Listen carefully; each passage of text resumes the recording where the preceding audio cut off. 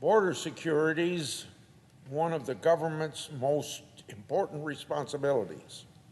A sovereign, successful nation's self-determination and safety depend upon it, and we're no exception. Our border security rests exclusively with the federal government and the Department of Homeland Security, a cabinet created in 2002, I believe, in the aftermath of the September 11th attack, is entrusted with this paramount duty of protecting our border. Fusing homeland with security for its name wasn't an accident. That wordage casts the department's purpose to protect the country from external threats, both from people and from products. And Americans pay for that department handsomely and for its responsibilities about $52 billion a year. However, a grave, unprecedented crisis exists at our southern border. Our television reminds us of that fact daily. Foreign nationals are illegally crossing into our country from Mexico by the thousands every day.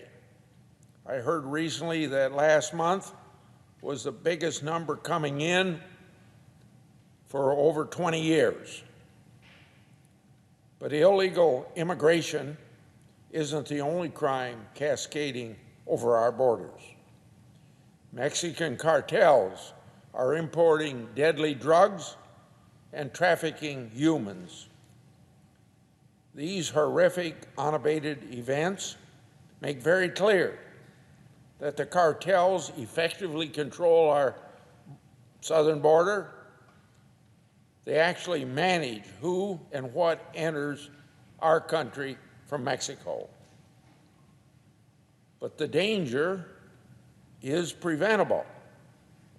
The trouble exists because the current administration deliberately refuses to secure the border.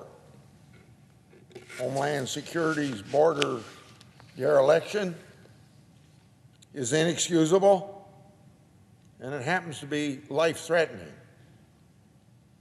not only from drugs, but from criminals, and for national security because terrorists have been arrested. Communities across all states then are plagued by the crime and the drugs, killing Americans by the tens of thousands every year. The figure from 2020 is over 93,000 Americans dying from drug overdoses, a 31% increase from just the previous year. That exceeds the Rose Bowl's capacity as just one example of comparison. One drug is very prolific, Mexican fentanyl, probably fentanyl coming through Mexico from China. Fentanyl is a synthetic opioid. It is 50 times more potent than heroin. An infinitesimal amount, even as small as a grain of salt, can cause a death. The cartels are producing the deadly drug and smuggling it into the United States at record highs. They're also adding fentanyl to other drugs for increased potency and, of course, increased profits, often without the user of that drug even knowing that fact. And Sometimes they even market that fentanyl-laced drug into heroin. Unsurprisingly, then, deaths result. From January 2019 to June of 2019, almost 62% of the overdose deaths involved a fentanyl-related substance. The authority scheduling fentanyl analogs expires next month. Congress must act to permanently schedule these drugs and punish the cartels and the drug dealers who spread this poison across our communities. We're a nation of compassion, but we're also a nation of laws.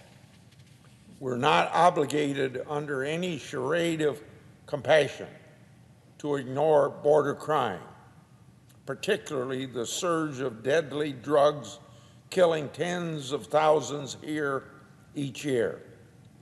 But the government, as we see, sits idly by as cartel drug poisons America and unleash a drug-related violence upon our communities.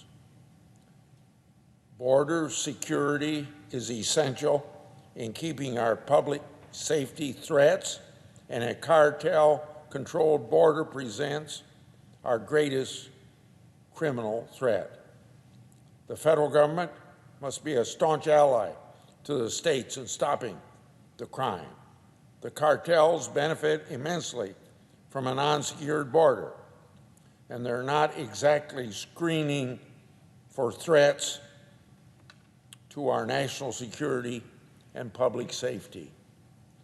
We've reached a critical juncture and must choose who actually controls the southern border, and consequently, our self-determination and our safety. Violent drug cartels or home security. Which is it? The choice directs our future.